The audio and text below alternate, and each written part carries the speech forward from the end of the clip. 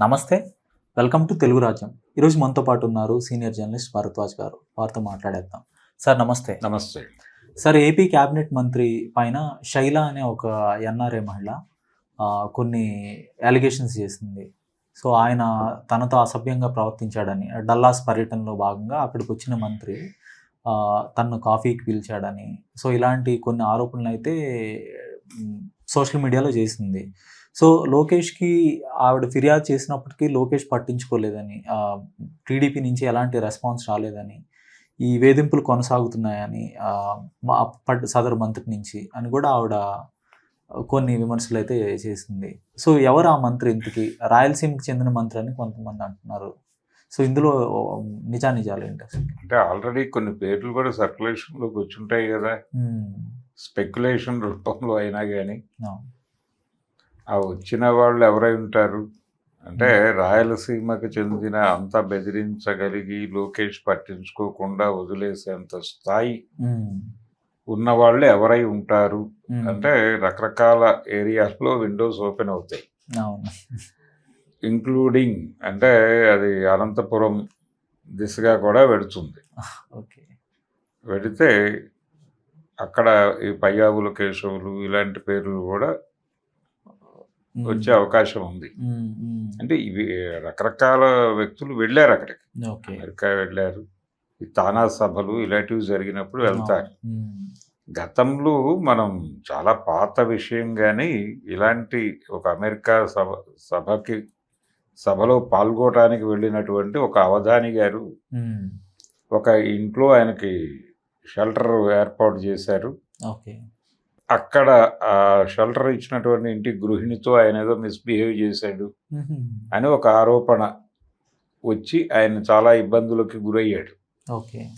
అయితే ఆవిడ చీర కొంగుతో ఈయన ముఖం తుడుచుకున్నాడు అని సన్నివేశం ఎస్టాబ్లిష్ అయిన తర్వాత దీని మీద కూడా రకరకాల మీమ్స్ వచ్చినాయి. అంటే ఆయన వైఫ్ కట్టుకునే కలర్ చీర ఆవిడ కట్టుకుని ఉండటంతో కన్ఫ్యూజ్ అయి ఉంటాడు అవధాని గారు అని కూడా ఒక జస్టిఫికేషన్ ఆర్గ్యుమెంట్లు వచ్చినాయి ఆ టైంలో.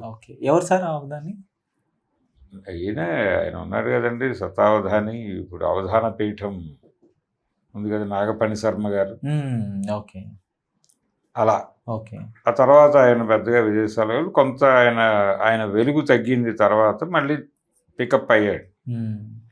అది జరిగిందా లేదా ఇదంతా బయట అప్పటికి ఇంకా సోషల్ మీడియా యాక్టివ్గా లేదు కాబట్టి అదేదో మామూలు మీడియా రోజుల్లో జరిగింది. ఇది సోషల్ మీడియా అంటే అది సైన్స్ మీడియా అందాం. సైన్స్ మీడియా రోజుల్లో జరిగినటువంటి గొడవ అది. ఓకే, అది వదిలేస్తే ఇప్పుడు కూడా క్లియర్గా పేరు చెప్పేయచ్చు, దానిలో తప్పే ఉంది. మీరు ఆల్రెడీ సోషల్ మీడియాలో పంపు చేశారు విషయాన్ని. పంపు చేసి మీ ఊహకే వదిలేస్తున్నాను అనడానికి ఇదేమి మిస్టరీ సినిమా కాదు. బలానా వాడు బలానా వాడిని వేధించాడు, బలానా అమ్మాయి ఇంకొకటిని వేధించింది, వీళ్ళందరూ కలిసి ఇంకెవరినో టార్గెట్ చేశారు, వాడెవడో తెలియాలంటే మా సినిమా చూడండి అంటానికి కాదు. కాబట్టి ఓపెన్గా చెప్పి ప్రజల పబ్లిక్ డొమైన్లో వీడు ఇది అని చెప్పేస్తే తప్పే ఉంది. ఇబ్బందికి గురయ్యారు మీరు, అది ఆ పార్టీ నాయకుడికి చెప్పే ప్రయత్నం చేశారు. మీరు ఏదో కమ్యూనికేట్ చేశాను అతనికి ఏం చెప్తున్నారు, ఎవరైతే ఇప్పుడు ఆపరేషన్స్ చూస్తున్నారో వారికి, లోకేష్ గారికి, చంద్రబాబు గారికి కాదు. లోకేష్ గారికి వారికి చంద్రబాబు గారికి చెప్పినా వారు అక్కడికే ఫార్వర్డ్ చేసి ఉండేవారు లోకేష్ దగ్గరికి. సో ఆపరేషనల్ పార్టీ ఇన్ఛార్జ్ ఆయన కనుక వారి దృష్టికి వెళ్ళినా వారు స్పందించలేదు. స్టిల్ బెదిరింపులు కొనసాగుతున్నాయి. ఎందుకు నువ్వు ఈ ఏరియాలో ఓపెన్ చేసావు విషయాన్ని అని బెదిరిస్తున్నాడు అన్నట్టుగా ఆవిడ చెప్తున్నారు. మరి ఈ స్థాయిలో జరిగినప్పుడు మీరు ఇమ్మీడియట్గా వారిని రోడ్డు మీద పెట్టేయటం తప్పేమీ కాదు కదా, యుద్ధం మొదలు పెట్టేయాలి. ఇంకా నీడతో యుద్ధం చేసే ప్రయత్నం చేయటం తప్పు. అంటే ప్రపంచపు ఆలోచనలకు వదిలేస్తే 100 పేర్లు వస్తాయి. ఇది తప్పు. ఇది కాకుండా స్పష్టంగా ఇది గొడవ, బలానా మీటింగ్కి వచ్చిన ఒక మంత్రి గారు కాదు, బలానా మంత్రి గారు వారి పేరుతో సహా చెప్పి వారికి షెల్టర్ ఇచ్చారా లేదు, వీళ్ళ మీటింగ్కి వెళ్ళినప్పుడు కామన్ ఏరియాలో ఉన్నారా, ఉన్నప్పుడు వారు ఇలా చొరవ తీసుకున్నారా, అమెరికాలో ఇవేమీ తప్పు కాదు అనే భ్రమకి గురై పర్సనల్ ప్రైవసీలోకి జొరబడిపోయాడా, ఆయన ప్రవర్తనకి ఏ రీజన్ అయినా ఆయనకు ఉండొచ్చు.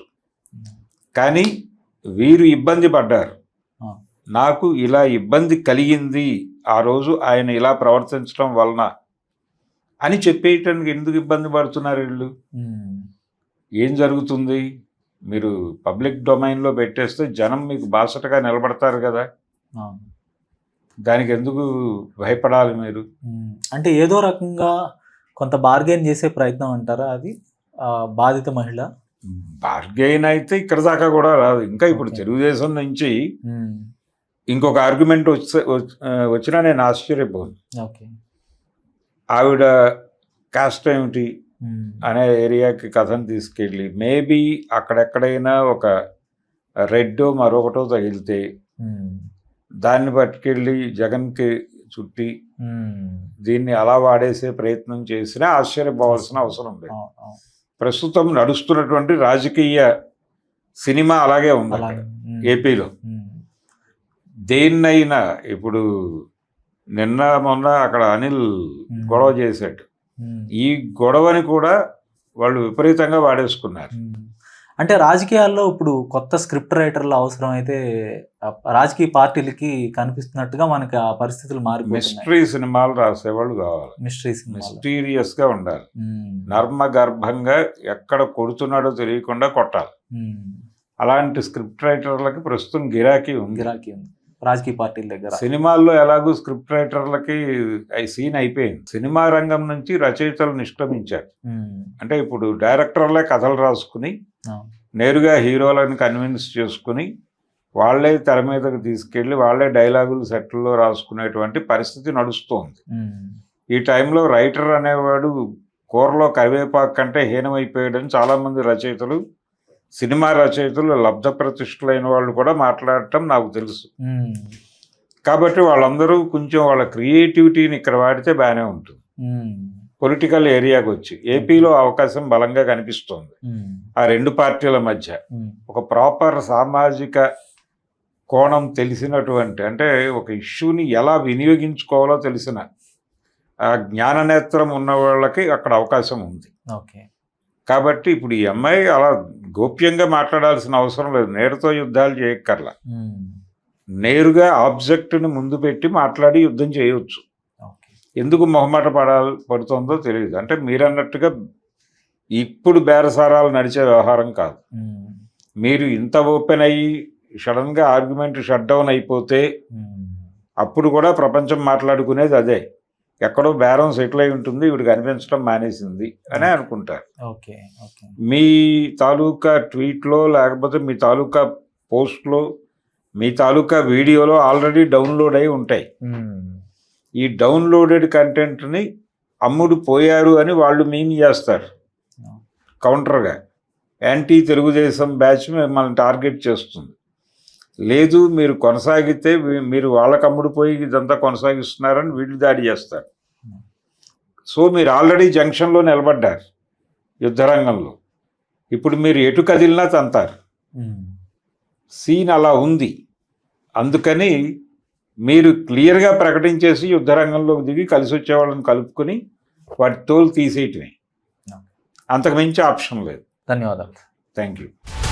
హలో, తెలుగు రాజ్యం ఛానల్ చూస్తున్నారా?